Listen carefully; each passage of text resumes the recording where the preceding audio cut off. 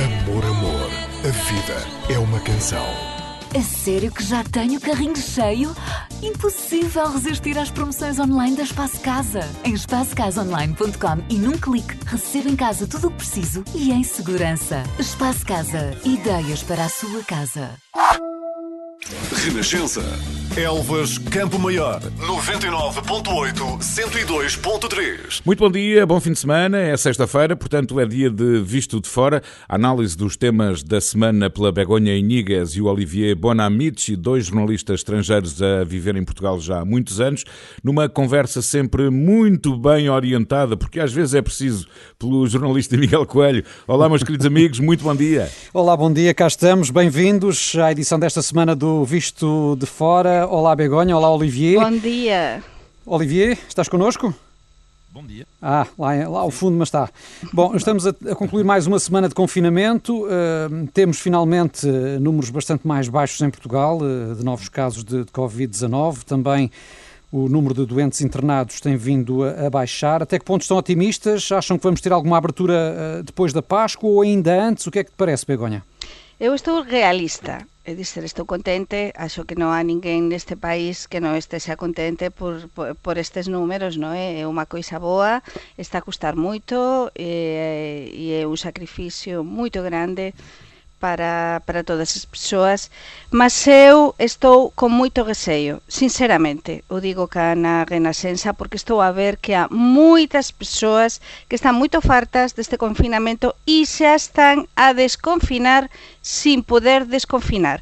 Ainda falta un mes e tal, eu penso que sim, que vai continuar isto até mesmo depois da Páscoa e depois logo se verá, non é, como se organiza o desconfinamento, mas para mí estou optimista, mas teño receio do que possa acontecer cando isto comece a desconfinar e agora xa. E a tua perspectiva, Olivier? Estão-me a ouvir? Sim, um pouco ao fundo. Um pouco ao fundo. Mas aqui o nosso Muito especialista longe, em som, Rui Olivier, Glória, muito vai longe. envidar esforços para te melhorar. Fala alto, por favor. Eu prometo que estou em Portugal. Eu prometo. Não parece. Eu discordo da Begonha completamente. Eu acho que vai haver, não vejo outra solução senão haver alívio antes da Páscoa. Não só, portanto, a tua pergunta é: vai haver alívio depois da Páscoa? Ou ainda antes, sim. Ou ainda antes, eu acho que vai haver antes da Páscoa, por duas razões. Agora, a principal razão vai ser a vertente económica, que não estou a ver. Daqui a 15 dias, parece muito cedo ainda, mas ainda não chegamos ao mês de março. Se os números continuarem a baixar assim, não estou a dizer que vai haver desconfinamento. A tua pergunta, se vai haver alívio. Sim. Ou seja, novas medidas de ligeiro desconfinamento esvaziado, eu acho que vai haver. Não vejo outras soluções porque o país economicamente não vai aguentar. Portanto, a grande questão aqui é não haver precipitação e não andar num desconfinamento que seja uma loucura, com a reabertura de tudo. Agora, aos poucos, pode haver algumas medidas de alívio, senão o país claramente não vai aguentar, e tinha referido isto na última semana, a pessoas que não têm dinheiro para aguentar esta situação. Mas eu non estou non concordo contigo nisto, Olivier. É dizer, é o único que diz, cando perguntou ao Miguel se somos optimistas, eu non falei en ningún momento que discordara con desconfinar antes. O único que diz é que estou preocupada porque vexo que há moitas persoas que están xa a non cumprir as normas, como vimos fin de semana pasado. Todos coñecemos casos de persoas que se están a xuntar sin se poder xuntar, porque as persoas están moito cansadas. E concordo contigo 100% que a mí o que máis me preocupa neste momento é como que se vai facer precisamente ese alivio ou ese desconfinamento, e con certeza que há moitas persoas que economicamente están a passar por unha crise sin precedentes. Vamos ver como será este equilíbrio gerido ao longo das próximas semanas. Para já vamos avançar, porque no Visto de Fora temos sempre espaço reservado aos temas da Europa, numa parceria da Renascença com a Euronet, a rede europeia de rádios. Euronet Plus. E também no plano europeu já vamos falar mais da pandemia, mas antes queria ouvir-vos sobre a situação em Espanha, onde tem sido notícia uma série de tumultos provocados pela prisão de um rapper acusado de glorificação do terrorismo e injúrias à monarquia. Provocou uma onda de violência em Barcelona que, entretanto, alastrou a Madrid. Begonha, o que é que se passa afinal? Como é que este músico arrastou toda esta gente? Primeiro, este músico chama-se Pablo Rivadulla Duro, coñecido como Pablo Hasél. Pablo Hasél é un coñecido desde a longa data da Policía Española e das Forzas e Corpos de Segurança de España. Então, eu gostava, porque aquí en Portugal non ouvin a ninguén comentar isto ben. Sempre cando comentamos ou analizamos este tipo de noticias, temos de saber de quen é que estamos a falar. Entón, aquí só se falou dunha parte, é dizer, há unha coisa moito clara que ten de ser modificada a Constitución Española para suavizar, digamos, as condenas no caso, por exemplo, de determinados comentarios incendiarios, todo iso, non é? Mas, en iso concordamos todas as persoas en España. Mas é que este señor, e disto non se falou en Portugal, o Pablo Hasél, é que xa foi condenado, e non foi condenado só por inxurias á coroa, que do que se está a falar sobre todo en Portugal agora nestes días, por comentarios incendiarios, que disos ten feito moitos nas súas canções. Iso podese analizar se podese condenar ou non, e se é xusto ou non. Non, é que o problema deste señor é que xa foi condenado, e isto é moito importante dizer cá, por exemplo, agresores importantes a persoas, entre elas a un xornalista, a un dos nosos colegas, por agredir manualmente e verbalmente nunha conferencia de imprensa. Este señor ten un longo percurso criminal ou criminoso. Non é só por estas frases insuriosas desas as súas canções contra a coroa. Sim, já percebemos. O certo é que o rastilho está aceso, não é? Sí, está moito aceso, e entón este home está agora na prisão, non é? E estamos a viver estes tumultos nas rúas, en Barcelona, en Madrid, noutras cidades españolas, aliás, por exemplo, Santiago de Compostela, houve tamén, non é? En contra, e tamén persoas en Portugal que están a defender, eu xa vin e eu vin hoxe de mañá, a súa liberdade. Mas aquí há dúas coisas: se é criminoso o que ele diz nestas canções, e depois ele tamén vai ser xulgado por todo o que fiz antes. É dizer, non é só por estas canções. Sim, mas depois temos todo o pano de fundo relacionado com o independentismo catalão, etc. Todo, Olivier, por isso está-se a aproveitar a situação, sim. Sim, é um caso super interessante, e a Begonha tem toda a razão quando diz que este artista, entre aspas, tem um passado. É preciso não esquecer que este homem foi condenado por ter ameaçado o testemunho de um processo que houve contra polícias espanhóis. Portanto, não é um anjinho. Mas a grande questão por trás disso, para mim, tem a ver com, e aconteceu também em França, isto no passado e no presente, que é possível ou não deixar passar artistas, entre aspas, que apelam ao ódio ou fazem apologia ao terrorismo. Uma coisa é cantar, eu tenho o direito, por exemplo, isto são as leis. Eu tenho o direito, e as leis são iguais, neste caso, iguais de forma geral, em Espanha, em Portugal, em França, nos países democráticos. Eu tenho o direito de fazer uma canção dizendo, por exemplo, que eu não gosto dos polícias. Eu tenho o direito. Agora, não tenho o direito de apelar ao ódio contra os polícias. Portanto, isto são as leis. Ou seja, eu posso dizer, por exemplo, que não sei, que gosto da religião muçulmana ou não sei o quê, mas eu não tenho o direito de fazer apologia do terrorismo. Não tens. Portanto, as leis são claras, ainda bem que são claras. Tu não tens o direito a apelar o ódio contra a polícia ou apelar a apologia do terrorismo. E estas pessoas, existem leis, têm que ser condenadas, porque a liberdade de expressão, sim, mas o apelo ao ódio, não. Se me permitirem, vou ler alguma das suas frases incendiárias para que os nossos ouvintes percebam e considerem. Merece que explote, estou a ler en español, el coche de Patxi López, que é un deputado socialista español, é dizer, está a dizer que sí. Non me dá pena tu tiro en la nuca, Pepero, está a falar do Partido Popular. Me dá pena el que muere en una patera. Non me dá pena tu tiro en la nuca. Está a defender atentados terroristas. Que alguén clave un piolet, un arma, en la cabeza de José Bono. José Bono foi o presidente do Congreso da Assembleia da República de Espanha. Sim, já percebemos a ideia, sim. Pena de muerte ya a las infantas patéticas, está a falar das infantas españolas, por gastarse nuestra pasta, o noso diñeiro, en operações de estética. É dizer, está a dizer pena de morte para as infantas espanholas. Sim, a questão está aí, já percebemos, Begonha, obrigado, mas, não, mas é temos de avançar. Saber o que diz justamente este essa questão da limitação à liberdade de expressão que está justamente a provocar todo este tumulto em Espanha. Vamos ver como é que as autoridades conseguem ou não pôr-lhe cobro. Até porque há poucos dias tivemos também as eleições na Catalunha, onde os partidos independentistas saíram reforçados e também, Olivier, importa saber até que ponto é que os resultados destas eleições podem trazer de novo à tona a questão da autodeterminação catalã. Sim, porque o que é super interessante nestas eleições da Catalunha é que algumas coisas mudaram em relação às outras eleições, mas o impasse político mantém-se.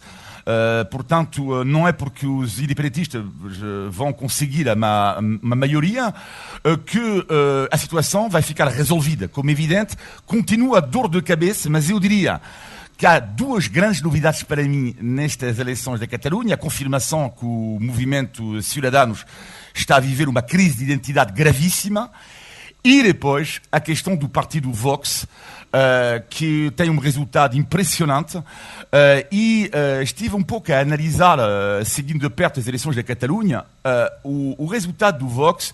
Por um lado, não é uma surpresa, porque o Vox nasce de uma certa forma da questão, ganha força com a questão da autonomia da Catalunha, por assim dizer, mas por outro lado, analisando quem vota Vox, fiquei impressionado, porque o partido Vox obtém grandes resultados nos bairros mais ricos de Barcelona e ao mesmo tempo consegue um resultado impressionante nos bairros mais obreiros, portanto, de operários, por assim dizer, no bairro de Barcelona.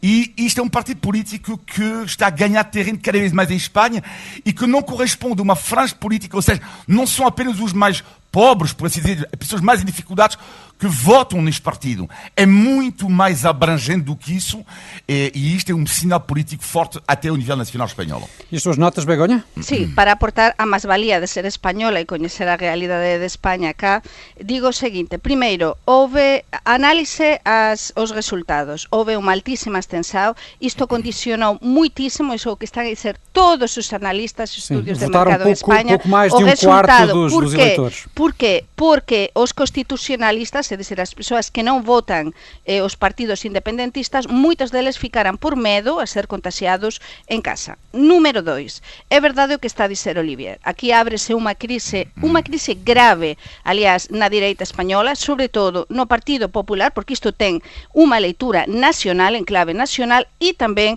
no partido, como explicaba Olivier, Ciudadanos. Mas vamos tamén cos resultados en sí. Temos, por un lado, unha victoria importante do Partido Socialista e do Pedro Sánchez, e así se está a analizar e avaliar en España, do Pedro Sánchez, do primeiro ministro español, porque con esta crise pandémica sale reforzado porque os votantes na Cataluña confiaran en ele e confiaran no seu candidato, que foi o anterior ministro de Saúde, Salvador Illa. Mas a súa diferenza, a victoria, foi tan asustada que, como se explicarán cá, teñen maioría absoluta os partidos independentistas. Mas aquí se produz unha coisa importantísima e que por primeira vez na historia democrática española, Esquerda Republicana de Cataluña, Esquerra, que é un partido de máis de 100 anos de historia, ultrapasou en votos o partido de Puigdemont, es decir, que fica, lembre, Puigdemont está en Bruselas e fica en terceira posición. É dizer, Esquerra Republicana de Cataluña,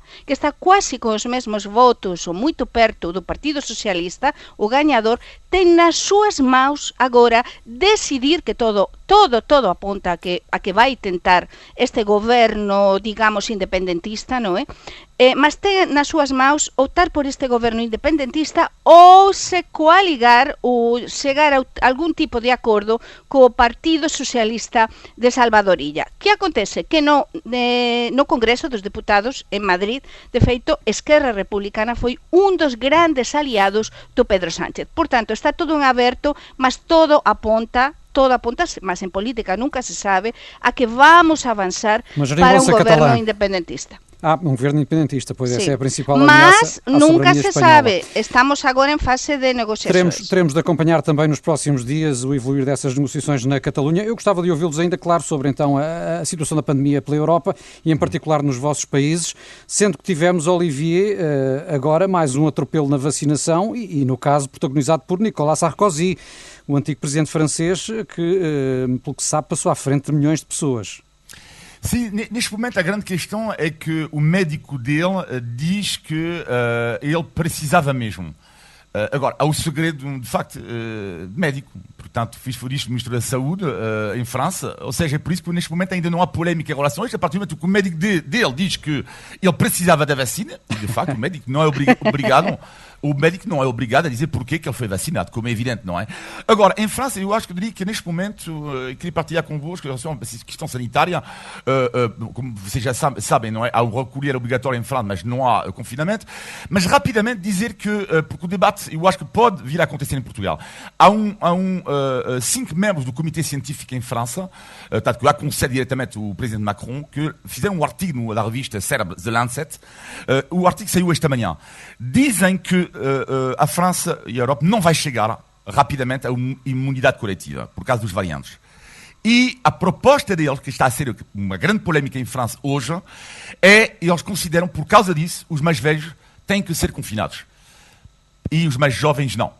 Resumindo, estou a caricaturar, não? Portanto, a proposta deles é para a sociedade avançar, porque eles consideram que o confinamento tem demasiados estragos ao nível económico e ao nível psicológico, e eles consideram que, como não vamos chegar, segundo eles, à imunidade coletiva, os mais velhos têm absolutamente que ser confinados para os mais jovens, eles viverem um pouco mais a vida deles, como podem calcular, é uma proposta super polémica. Claro, e em Espanha, Begonha, a situação, apesar de tudo, ao nível da pandemia, tem vindo a aliviar bastante. Muito, a aliviar bastante, sim. Tem um xeito bastante parecido a Portugal. De feito, há comunidades autónomas que están xa... O confinamento que temos en España é tamén un bocado a carta, non é? Como xa temos explicado tantas veces.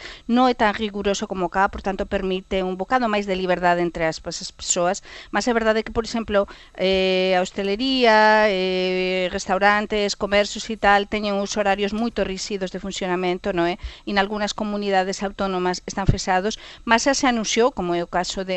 En Madrid non fexaran, por exemplo, mas que se vai a aliviar aínda máis, mas tamén há moitas persoas que están a alertar na opinión pública española por causa precisamente da Pascua, e están a alertar xa desde há mes e tal, a dizer que non pode haber unha Pascua como se teve o Natal, e lembren que en España se puseran bastantes limitações nas mesas de Natal. E non chegou a Espanha a situación de Portugal. Mas que o turismo non pode funcionar como tal. De feito, estánse a aprobar, isto é interesante e acho que interesa aos nosos ouvintes, nas diferentes comunidades autónomas españolas, axudas xa máis grandes, consistentes, a hostelería precisamente, os bares, restaurantes, hotéis, precisamente para tentar frenar o impacto gravísimo que a queda do turismo na Pascua pode ter, porque a Pascua é un momento tanto en España como en Portugal de facer pequenos paseios, non é? Perto de casa, 200 kilómetros, 300, pasar 2-3 días, mas isto non vai poder ser así. Por iso xa se aprobarán as axudas, algo parecido tamén a Portugal, mas a ideia é que cheguen xa as persoas máis afectadas para que possam se aguantar pelo menos até o verão. Muito bem, vamos avançar, recordar apenas que o Visto Fora é uma parceria da Renascença com a Euronet, a rede europeia de rádios. Euronet Plus. E por cá acabam de ser alargados esta semana os apoios para os pais que estão em casa em teletrabalho, com crianças a seu cargo, nomeadamente as crianças até ao final do primeiro ciclo vão permitir que os pais deixem o teletrabalho para se dedicar apenas a acompanhar os filhos, também quem tenha a cargo, por exemplo, pessoas dependentes com deficiência, ou então que sejam pais sozinhos, não é? Têm direito a uma majoração dos apoios e a não realizar o teletrabalho. Era uma injustiça que só agora foi corrigida. Olivia, o que é que te parece? Sim, uma justiça corrigida, uma boa medida, chegou por tardia. E se me permitem, em relação a este tema, eu vou fazer um tema mais global que tem a ver com a questão das pessoas, das crianças e da taxa de natalidade em Portugal. Eu diria que, para mim, o governo atual ainda não encontrou uma solução para um tema dramático, que é a taxa de natalidade baixíssima em Portugal. E digo uma coisa, ainda bem que eu tive filhos há 15, 18 anos, porque boa sorte para as pessoas que não têm apoio nenhum, ou quase nenhum, falar às vezes dezenas de euros por mês da Abono de Família. Além disso, no tempo de pandemia, situação dramática, a viver com os filhos em casa e tudo isso, não há uma política de natalidade forte em Portugal, e este é um dos aspectos desta falta de política em relação a isso. Sim, e entretanto esta semana tivemos também um alerta aqui na Renascença, da Presidente do Conselho Nacional de Educação, para a possibilidade de termos um problema grave ao nível do abandono escolar, na sequência daquilo que é também a dificuldade de muitos alunos com o ensino à distância. Temos também esta possibilidade de enfrentar no pós-pandemia, e deseja-se que seja rapidamente, este tipo de problemas, Begonha. Iso é, mas eu sobre o que perguntabas de que, o que achamos sobre esta medida, estes novos apoios do goberno, pareceme moito ben, eu acho, e felicito o Ministerio de Ana Méndez Godiño, mas, atenção, porque unha coisa é anunciar e outra coisa é pôr en marcha, é dizer, receber o diñeiro. Há unha coisa para min importantísima en todo isto, o que eu expliquei no meu anterior comentario a minutos, é dizer, é receber o diñeiro, esa axuda, porque as familias que están en casa, os pais e máis, no noso caso é así, Olivier e eu a traballar cos nosos fillos, sabemos que é difícil e há moitos pais e máis que están a rendir menos, sobre todo no caso dos autónomos, dos traballadores independentes, non é? Se non traballan non receben, non é? Entón é moito importante receberen as axudas, estes apoios o antes posible, non de aquí a 3 meses cando isto xa acabou. Nesse caso, as escolas já terão aberto, já não fará sentido, não é? Exatamente, não, mas estou a dizer isto porque todos os que nos ouvem saben que é así. Eu ouvi no outro día unha entrevista que gostei muitísimo a Rui Paula, o chef na RTP, na que falou alto e claro deste problema das axudas. As axudas teñen, unha vez que se aprobaren, teñen de chegar o antes posible e facer o traballo que teñen de facer e tentar frenar esta sangría económica para todos. Para min, iso é o máis importante. A esse nível das ajudas económicas, e temos tido também outros exemplos, como o problema dos computadores, que foram prometidos e que não aparecem nas escolas, Olivier. Sim, claro. Questão dos computadores para as crianças que não têm meios informáticos de acompanhar o ensino à distância, foram prometidos mais de 300 mil pelo Ministério da Educação e a maior parte continua sem chegar. Sim, e isto sem ser demagogo, mas isto não é de agora. Há sempre o problema dos computadores. Foi o caso dos computadores Magalhães na altura. Sim. Surreal, e agora os computadores também. Portanto, estes governos têm dificuldades com computadores, pelos vistos. No, e o que dicias da simetría. A simetría que há en Portugal é verdade, e esa alerta, non é? É verdade, as desigualdades van crecer e con esta pandemia, por desgraza, as persoas máis fragilizadas económicamente e con familias máis desestruturadas, situacións nas que os pais non poden acompañar tan directamente aos fillos, en fin, estáse a crear máis unha bolla, non é? Importante e un desaxuste. Com consequências que podem ser para muitos anos. Para moitos anos, e debemos estar moito atentos, por iso é importante que o goberno vaya por diante. Queria avançar porque temos aqui ainda 2 temas sobre os quais gostava de ouvir os vossos comentários breves. Temos esta semana, de ontem mesmo, a decisão do Presidente da República de enviar a lei da eutanásia para o Tribunal Constitucional. Até que ponto é que é um tema também que suscita interesse em Espanha, Begonha?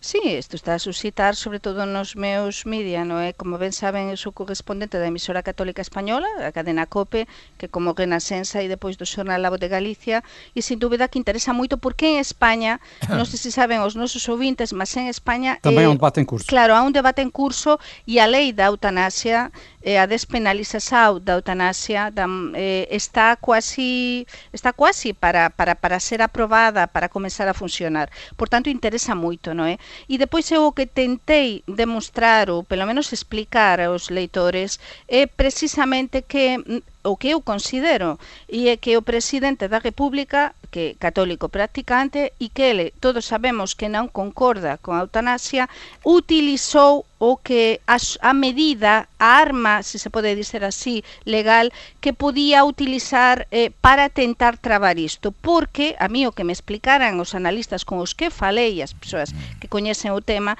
é que se isto se vetaba directamente e voltaba ao Parlamento, depois era moito provável podia que ser fosse reconfirmado. Exatamente, então esta Temos é a única então saída para não ser no Tribunal aprovado. Constitucional. Alguma nota sobre isto, Olivier?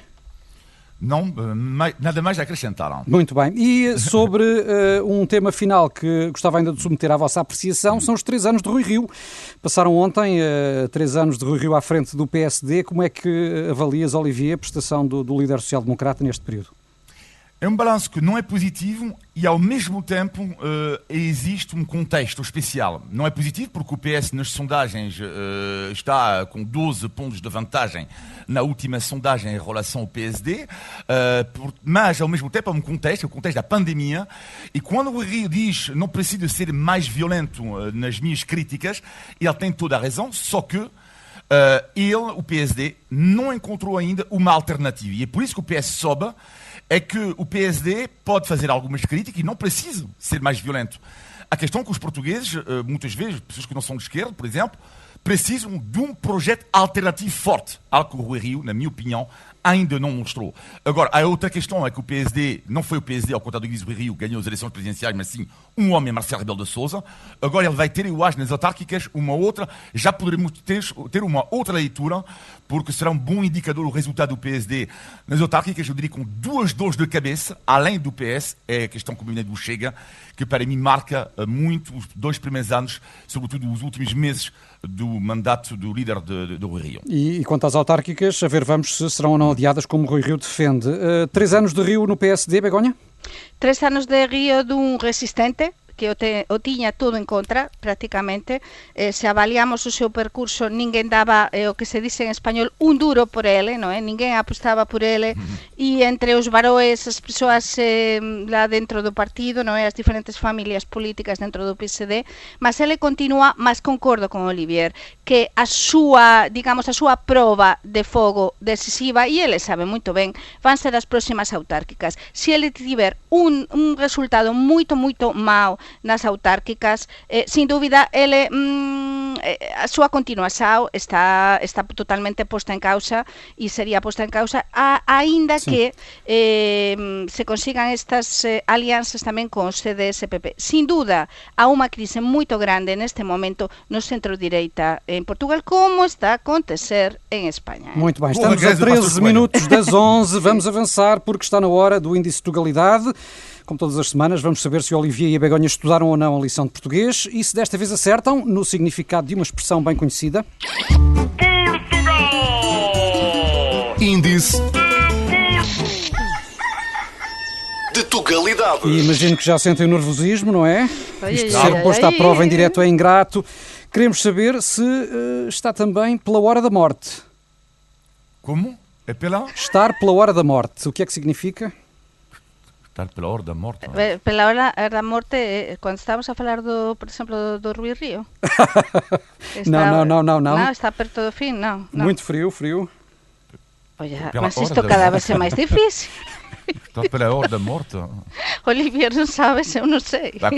Quando alguém está à beira de morrer, não? Não tem nada a ver. Não, é tão isto simples. tem de ser outra coisa. Não, estar pela hora da morte significa... Eu até gostava de ouvi-los mais há algum tempo, mas estamos com tanta necessidade de avançar. Estar pela hora da morte significa ser muito caro. Quando achamos que um produto custa demasiado dinheiro, diz-se que ele está pela hora da morte. Nunca tinham ouvido? Nunca. Eu também não, nunca, sinceramente. Bom, então se não acertam, se continuam sem acertar, o vosso salário neste programa está pela hora da morte. Eu vou empregar isto em algum momento. Vá. Bom. Vamos avançar.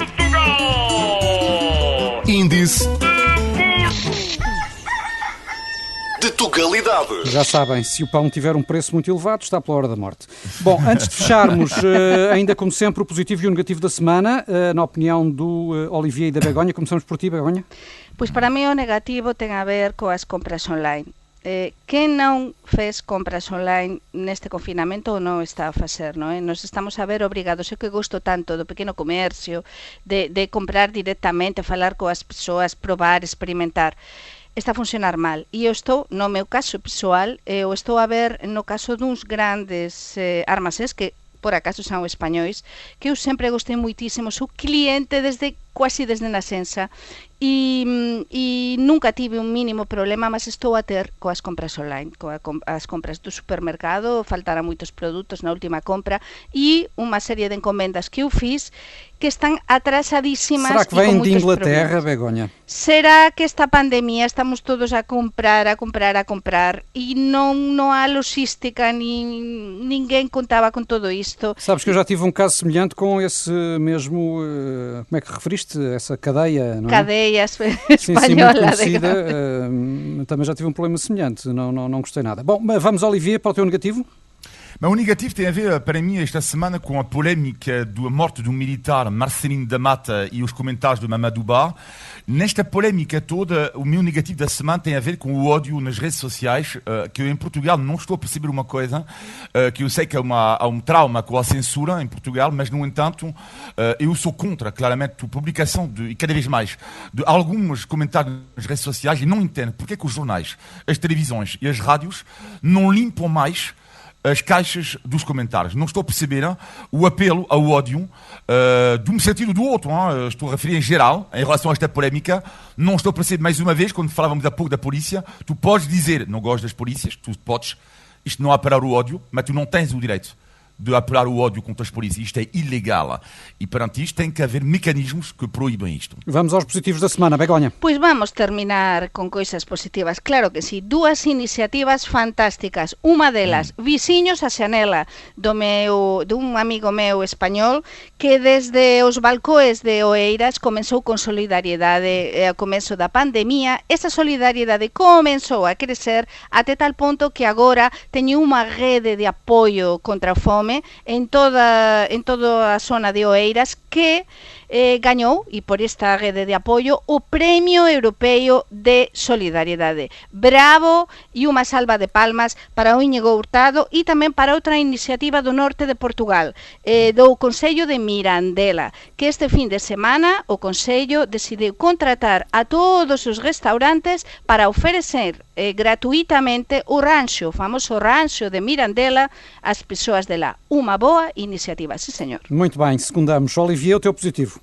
A positivo da semana tem a ver com um jogo que eu faço em casa, mas que vocês todos podem fazer em casa durante o confinamento, que é o jogo que eu chamei o jogo do Gling Gling.